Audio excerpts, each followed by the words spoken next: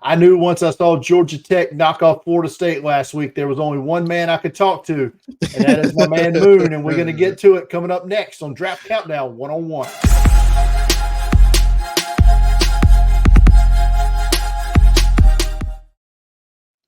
There ain't many people that gets around this college football world more than my next guest, and he is the co-founder and director of communications for the great people over at CFB Nation. He is my man Moon. Man, I appreciate you coming on. I appreciate you for having me. I feel like I've already been on the show before, but after this one, it's gonna be more opportunities to be on the countdown 101. Yeah, I told them behind the scenes that it was so great to see a beautiful face again after all the time. Because last time I saw you was when the Senior Bowl in Mobile. So it's been what, a couple of months since I came across you, but I appreciate the welcome, 7 months, 8 months. Yeah, it's been a little time. But every time we get to that point, it's like the year is culminating for y'all with the draft and everything, and we know that there's no off season, but it's the people that's like casuals may not know that. So with us, and I see that calendar starts turning over again, I say, yep, it's time for the draft countdown to keep me locked in all season long. So y'all one of my favorites. One of my favorites. You guys over at CFB Nation, y'all don't take a break, man. At least we take a few months off over the summer. Y'all are just hammering home all the time. But man, we gotta get right into it. Georgia Tech plays Florida State over in Dublin, Ireland. Week 0 last week, and they knock them off. Hit the field goal in the last play of the game, beat Florida State. You might have been the only one that thought this was the thing. Florida State comes in ranked 10th in that game last week. Georgia Tech, they physically beat them up the entire game. Absolutely. I mean, physically manhandled them. Tell me how it happened and why it happened. Well, how it happened is just because Brent Key's philosophy and his mentality has rubbed off on this entire team. And now with that win against Florida State, it's rubbed off on the entire fan base even more for the 2024 season. The student section is completely full to capacity for the game against Georgia State because of this win. Season ticket sales are up and hype is up right now for Georgia Tech. How it happened is really just when Georgia Tech put more physicality as their focus this year, Mr. Brian, and I really do think that in the offseason, quote unquote, they really bulked up, changed their philosophy on defense, and Tyler Santucci needs some credit for how he attacked Florida State, specifically limiting DJ to getting out on the perimeter. They shut down all of the deep pass attempts, and after that first quarter, they really took it personal to stop the run. And DBs flying all over the field, making it happen on that end. Amari Harpy, Miles Brooks, those two names stick out to me the most. But they've had to rely on veteran leadership and that middle linebacker that went viral, my guy Efert. He is one of the key pieces of a defense that has had to change really their identity because, Mr. Brian, they literally got obliterated throughout the entire year last year. And it was pretty bad to watch as far as defense. So I think those two factors, Brent Key's philosophy and his mentality, just toughness. And we just want to bully you all game long. And then like Tyler Santucci and the defense really stepped up because we didn't get the big super passing display like we wanted. If you're a Tech fan, from Malik Rutherford or Eric Singleton Jr., because Florida State has a nice DB room. They're very deep. But those would be the things that stick out to me initially for that win.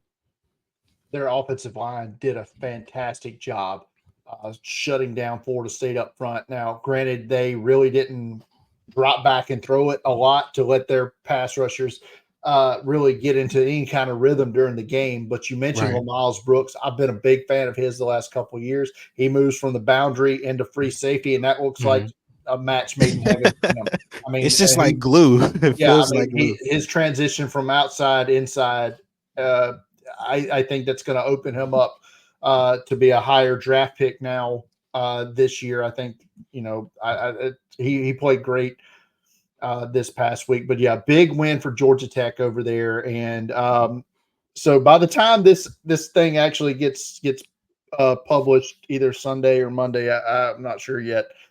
I am going to assume Georgia Tech's going to be 2-0. I mean, I'm going to boldly make that claim here.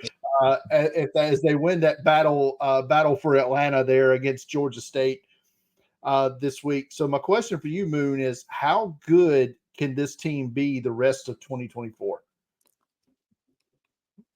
They can be boiled peanuts in the summertime good. they can be like that. It's going to be tough. We've already know about what their schedule, how brutal it is compared to the rest of like college football. So they're going to have to really be physical in order to get the job done. But I think that they can get the job done in many ways. How good? I think they can be college football playoff good if they just handle business in the ACC. But you're just gonna have to get through the juggernauts. And based on what I just saw from NC State against Western Carolina, that pathway looks a little bit easier right now. So it's just gonna be all about. Last year we took the bumps and the bruises. We had the game against Clemson where you go to Death Valley and you have to go into a hostile environment where it's just a purple out, rain, horrible, and Haynes King probably wants that day back just because of turnovers. You have your game where you dropped the ball completely against Boston College last year. And you can't have those moments in this season that we're in right now, which is why you boldly predicted that they're going to be 2-0. But Georgia State fans are getting a little unchy, as we like to say, and they've been having a little more bark. And we're just going to see if they're going to get a little bite, but they cannot lose that game. Those are the hiccups that I don't want them to lose this year. Their schedule is pretty favorable. They got some home games later in the season, like Miami, for example. Notre Dame is going to be another tough matchup in the schedule because that game is actually at Mercedes-Benz, so it's neutral site. But their schedule, it's really just going to come down to can they adapt and adjust over the course of the season to fit who they play. Because the identity of Georgia Tech, in my opinion, is their offensive line. Like you mentioned earlier, that's their identity. If their offensive line can continue to play solid like you like to see, Yep. then I think we can go good. As long as they can avoid a hiccup at the carrier, or it's not the Carrier Dome anymore, they call it something else now. As long as they can avoid a hiccup at Syracuse next week, they should be 4-0. Yes. Heading into the Louisville game, where I think that'll be their first major test, I would say. But Syracuse, I mean, they have added a lot of talent this year. And I love what Fran Brown is doing. Yeah. Got a chance to talk to him at ACC kickoff in Charlotte. He's very pleasant, but he's also very focused, and they want to win and change the identity in Syracuse. Yeah, they got a lot of big time transfers come up there this offseason. So we'll see how that goes in that game. Like you mentioned, they play at North Carolina, get Notre Dame at the Mercedes-Benz. They at Virginia Tech, man. I love that right there. If they make Virginia it, Tech. We can't predict what their season is going to be. Of course, we got to just watch the movie play out. But that part in the movie is where I feel like everybody should have their popcorn ready, because I think that game will be very pivotal to decide, especially if Virginia Tech handles business early. Could we see a possible, I don't want to say undefeated matchup, but could we see both of these teams be ranked and looking for positioning? Especially if there's a Clemson situation where they start struggling, NC State starts struggling. Some of the teams that you're projecting in the ACC, maybe not in the position. It's gonna be interesting. I think Virginia Tech's a low key playoff contender that a whole lot of people's not talking about, man. That's KT's pick for the ACC championship. Actually, he's been very high on them. Yeah, I am as well. All right. So let's move on to something else I want to talk to you about because you cover the HBCUs a lot, and you were at the Norfolk State FAMU game last Saturday, and you've covered several of those games the last couple of years. What makes what do you love the most about covering those games? It just feels like family. It's just a different type of energy in the environment when you go to an HBCU football game. And I know people sometimes say it's like, it's hard to put into words, but I'm gonna try to do my best real quick in a short period of time. Um, when you walk on whatever campus you come on, you automatically see people not just dressed in their own schools, but all types of schools and universities. So it's like just everybody is like represented. You see people not they're just fellowshipping in a way that hits home and strikes chords with me that constantly makes me want to go. Every time I go to a HBCU football game, it's like, honestly, Mr. Brian, it's like I get transported to another dimension because at the roots of it, you just feel everything. The bands, the pageantry, the cheerleaders, even the football. Because before I got exposed to it, I was just focused on mainly like the big boys that we see in college football. But once you get that exposure, it's hard to go back. And the f- um I went to the Cricket Celebration Bowl in Atlanta last year, and it was an amazing experience. But one of the things that I got a chance to see was just talking to the coaches, Coach Willie Simmons, for example, or Larry Scott for Howard, talking to them about how the future of HBCU football looks. And that right there is where I can have hope, because I think it's deeper than just Coach Prime. I think it's really uh, they really want exposure, and that's why us as CFB Nation take pride in, like, our relationships with the HBCUs, because they really want exposure and brand exposure for what it is that they're doing, and it is palpable. If anybody watched that game on ABC um, this past Saturday night, like, you had to feel it.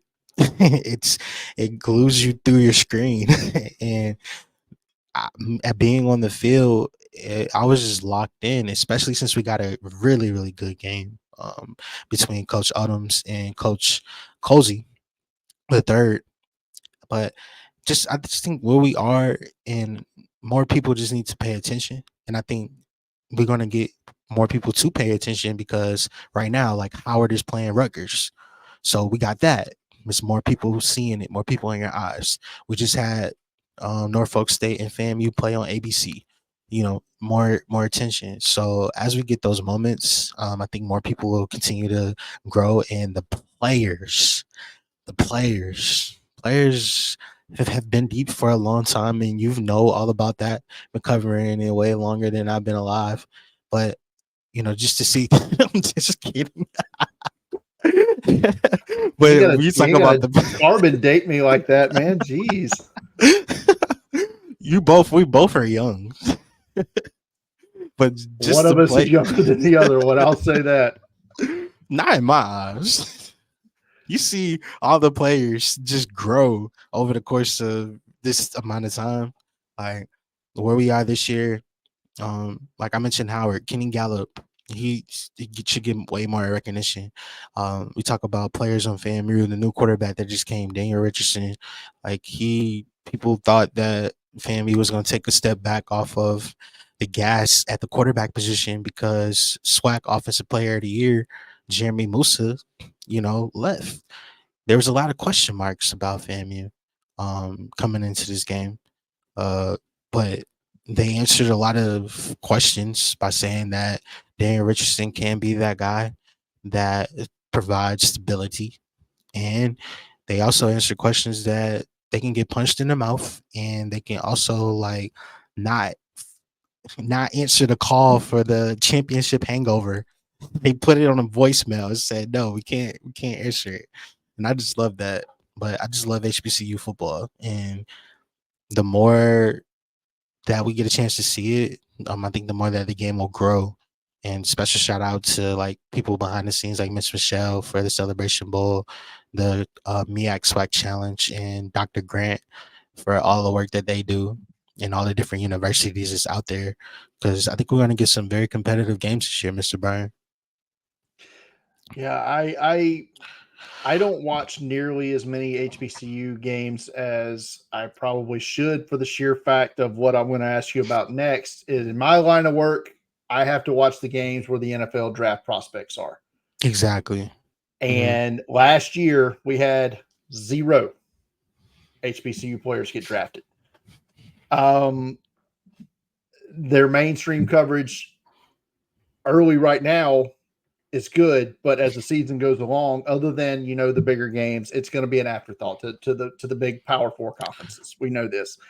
What can be done to keep or get more NFL level talent to these HBCU schools and make these games more relevant to the mainstream um, as they should be?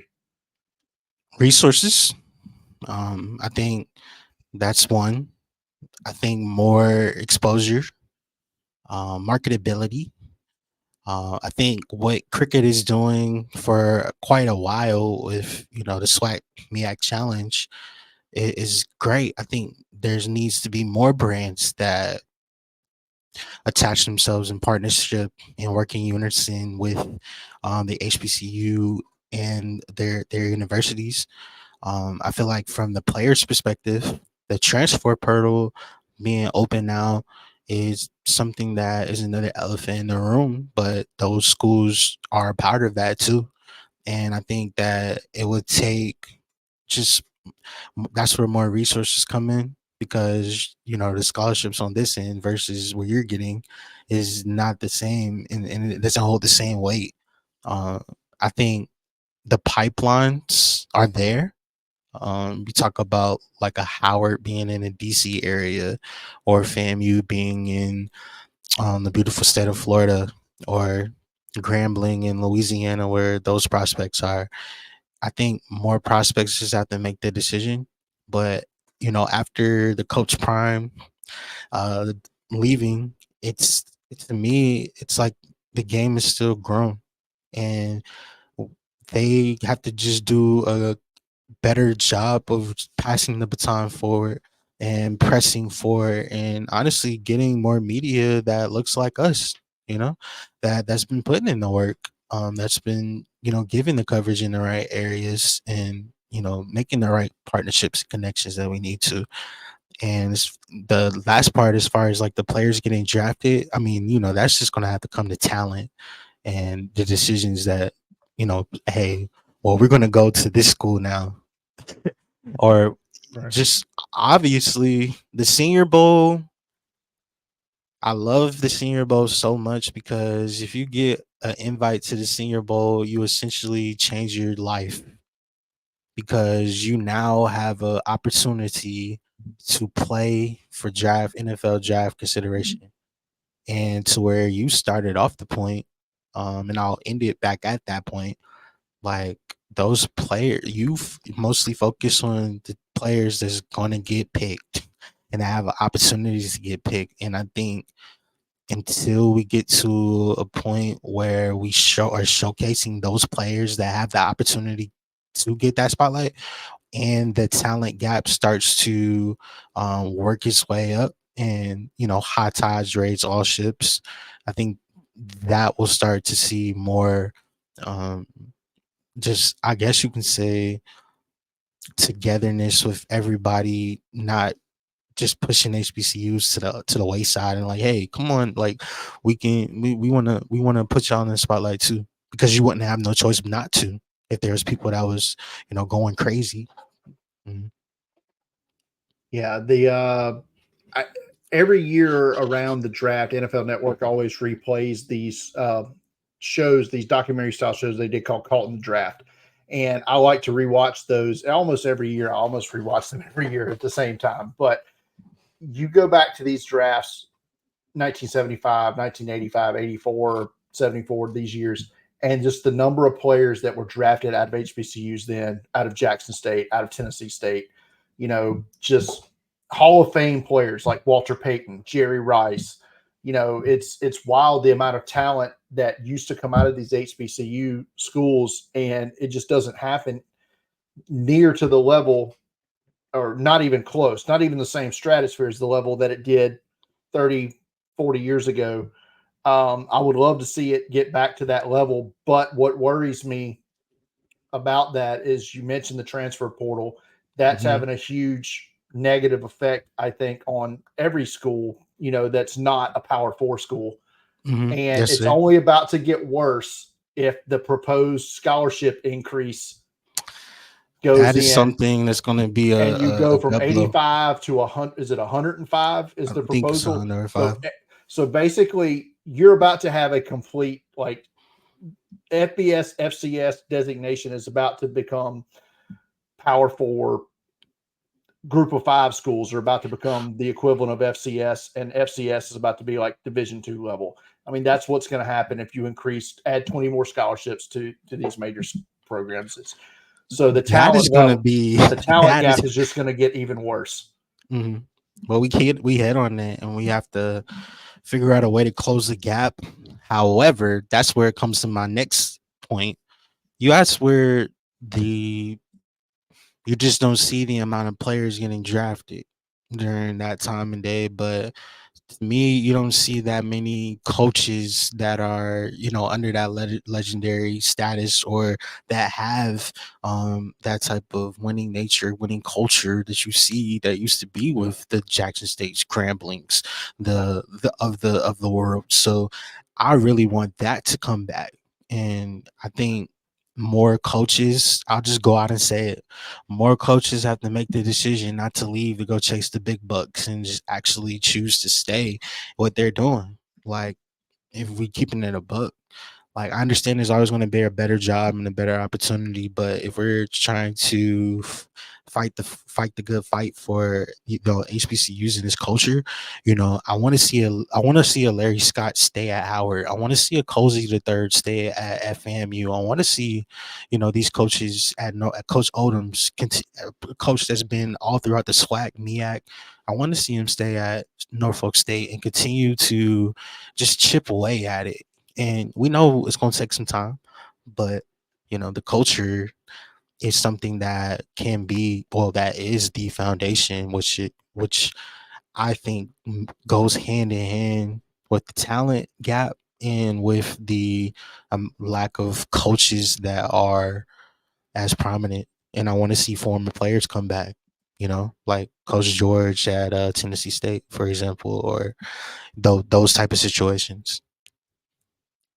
Yeah, I mean, like I said, it's better for the sport, Mm, I think, as a whole. Um, absolutely. all right, so let's end this on a lighthearted note and talk Okay. about something super fun.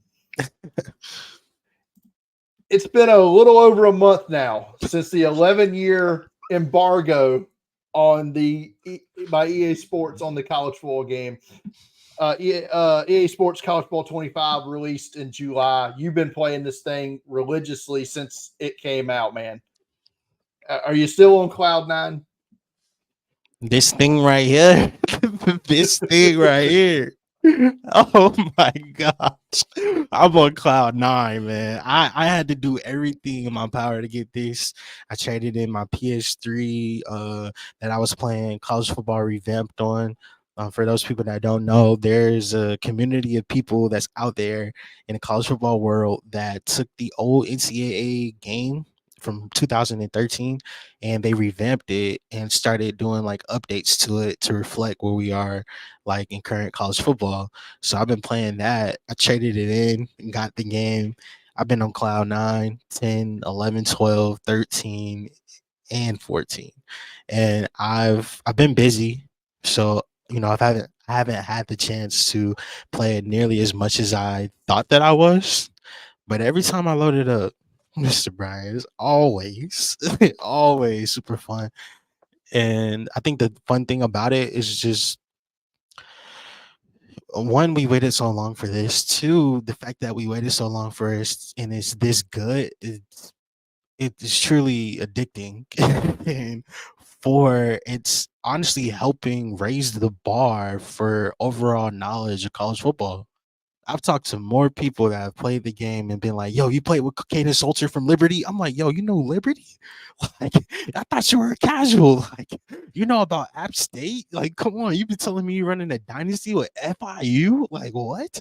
And it's forced people to just upgrade their knowledge because it came out right before the season started. So the anticipation for college football this season, I could argue, is greater than in a while just because of the game. And you Yeah. see how the game is the marketability of it. I've gotten a chance to get on the road and see different and ask the players how they feel about it. That's honestly the best thing, Mr. Brian. Like, that's the best thing to ask them, like, hey, how do you feel about your overall? They're like, man, I hate my speed. I hate my speed. They got that wrong. That my strength should have been a 96. Like, they're I telling me everything about what they feel about this game, and that is the fun in it for me. Like, just to see, the community overall coming together like that has been amazing. And if you haven't played the game, I would suggest, like, just give it a chance. Just give it a chance. And I would say just start off in dynasty mode, or somewhere like that, and you'll find your way around. And if you need anything, just let me know. Let me know. yeah. I think we're going to see a ratings bump across the board for college football games this year because new people are going to find the game and they're going to want to watch some of the actual games early on. I'm not going to say it's Mhm, going to be a seismic shifting ratings bump for each window of college football, but I mhm. think we're going to see a small one. Uh, I what's agree. what's been your favorite part of the game so far? And then flip side of that, what do you think can be improved for when they redo it next year? My favorite part of the game is the fluidity, um, because it just feels fast. It feels like college football. It reflects where we are, like, now in the game, and they've allowed the play calling to be very realistic and immersive. It's allowed for just truly wilder games that reflect what we get, in real life. I think about some of the crazy games that we just saw last year. We getting that every day on the game because it can really happen.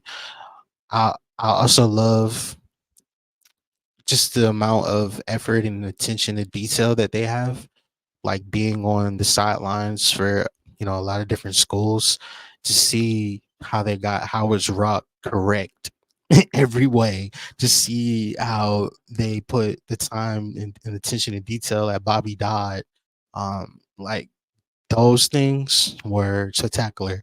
Where I want to see them get better is bring back some of the things that y'all added in NCAA 14 that we love. Like, I want to be able to go to the game and see and watch another game in my dynasty. I want to be able to see who Lee Corso picked in the headgear. Like, I want to see that type stuff. I want there to be more tweaks to, I guess you can say, the tackling, in the tackling mechanics, because some people were complaining about that in the last bug, but I said, you just got to get your stick skills better. But that's something I would want to see better. But I give it a solid grade, Mr. Brown. I give it really good so far, and I agree with you. Like, the ratings jump is going to be good for this year, because I've talked to more people that have been talking about college football, just passing through on a daily basis, that are like watching the games that I've really ever have.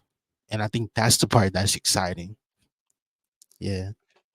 I look forward to playing it one day. I probably will not play it until CFB 26 comes out. 26 I don't next have that year. man. I don't got that new console money, man. Listen, Yeah. when I come, I'm gonna have to come to Mobile sometime this year, and then I'm gonna bring my system, and then I'm gonna play with you. If I wanted to play it, I mean, I know at least 18 people that have it and play it right now. I'm I mean, still it's coming to play it with you, I so I know, gotta man, but let you that's just get.